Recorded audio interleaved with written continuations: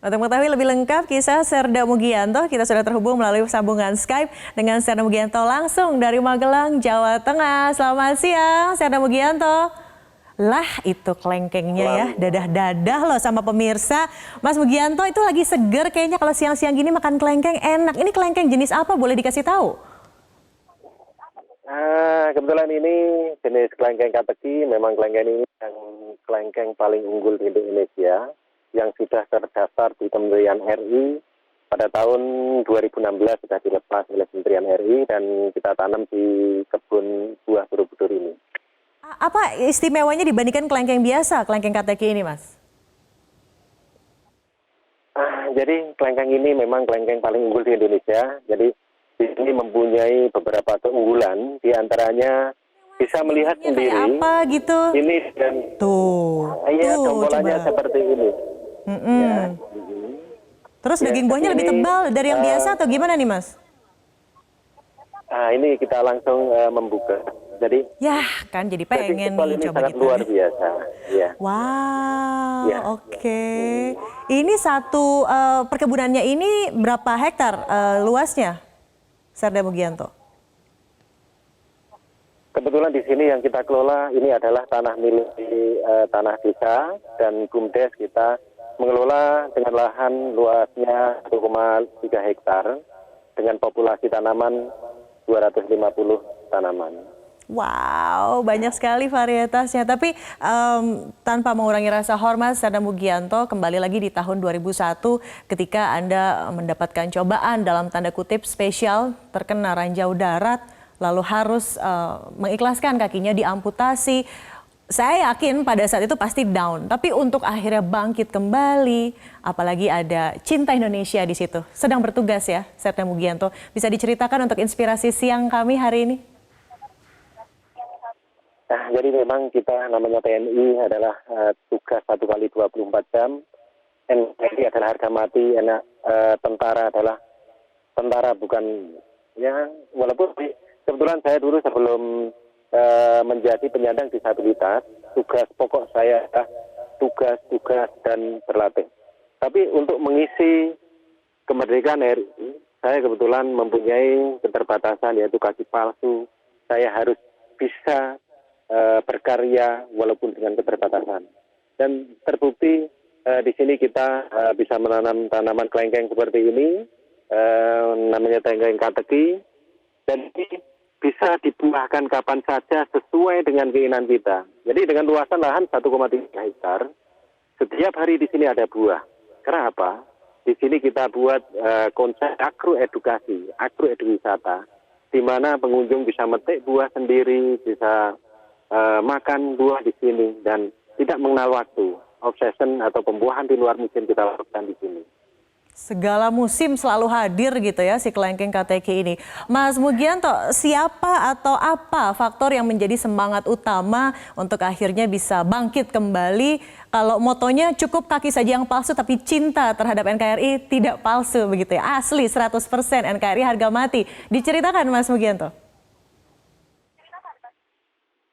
Jadi yang membuat motivasi untuk saya tetap hidup, tetap berkarya, tetap melakukan tugas pokok sebagai TNI adalah yang pertama, istri saya yang tercinta. Yang kedua, kami ucapkan terima kasih kepada beliau, Bapak Kasat, Bapak Jenderal TNI Andika Perkasa, yang memang beliau sangat mensupport saya dari mungkin saya sebelum mempunyai mental yang mungkin sampai sekarang, beliau sangat luar biasa.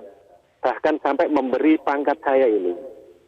Dengan dulu saya pangkatnya Tamtama, diberikan penghargaan oleh beliau dari Tamtama menjadi sersan. Sekali lagi kita ucapkan kepada beliau, Pak Jenderal TNI Andika Perkasa, yang mensupport saya, bahkan sampai saat ini sangat luar biasa.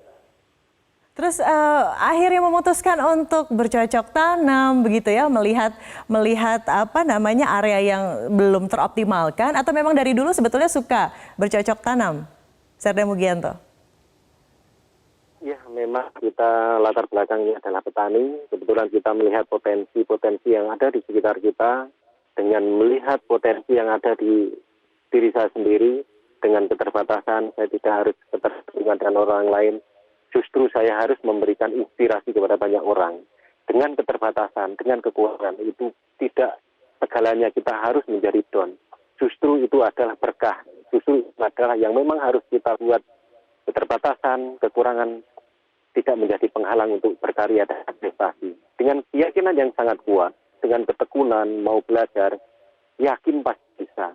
Dan terbukti, bersyukur alhamdulillah dengan keuletan, dengan kedisiplinan, kita bisa walaupun belum seberapa. Oke, tapi ini patut kita apresiasi ya, dan yang paling pentingnya tadi kata-katanya berguna untuk banyak orang, juga sekaligus katanya membudidayakan lengkeng ini, mengoptimalkan juga warga, memberikan lahan pekerjaan kepada warga sekitar di sana. Betul demikian, boleh diceritakan, Serda Mugianto? Ya, betul. Saya mengelola lahan dengan 1,3 hektar. Di sini saya memberikan masyarakat, bahkan dengan tenaga kerja saya, dengan umur 86 tahun, tetap masih kita berdayakan. minta bantuan untuk, ya, kalau mungkin dilihat dari tenaganya mungkin ya, yang penting kita tujuannya adalah pemberdayaan masyarakat. Dan saya mempunyai petani-petani yang untuk penangkar, itu ya cukup lumayan, dan kita ya, mempunyai petani-petani dari Sabang sampai Merauke yang alhamdulillah ada. Dan selalu kita bimbing, selalu kita komunikasi, walaupun dengan keterbatasan saya. Oke, cara berkomunikasi lalu membimbingnya itu via apa selama ini, Serda Mugianto? Kita kebetulan menggunakan atau memanfaatkan teknologi yang ada. Jadi bertani itu tidak selamanya ekspor, bertani itu tidak selamanya mempunyai keterbatasan, ketertinggalan. Jadi kita harus mempunyai inovasi dengan adanya teknologi yang sekarang ini. Saya komunikasi dengan petani yang di Aceh sampai di Papua, bisa menggunakan via WA, bisa menggunakan mungkin IG atau FB dan lain-lain. Jadi betul-betul memanfaatkan keniscayaan teknologi untuk pengembangan ekonomi yang lebih baik, aktualisasi diri juga tercapai. What is your biggest dream, Serda Mugianto, yang mungkin belum tercapai dan ingin jadi kenyataan mungkin di tahun 2021 ini? Amin. Jadi untuk harapan kita dengan Indonesia adalah negara yang sangat subur, sangat luas, mempunyai potensi-potensi yang sangat luar biasa. Jadi hanya dengan keyakinan, hanya dengan memang keuletan, berani, mempunyai keberanian untuk melangkah, keberanian untuk ya mengubah. Saya yakin pasti bisa. Indonesia akan swasembada akan pangan, swasembada akan buah lokal Indonesia. Maka dari itu saya mempunyai prinsip yang pertama adalah cintai buah lokal Indonesia. Konsumsi buah lokal Indonesia, hargai jerih payah petani, dan ya Indonesia akan kuat.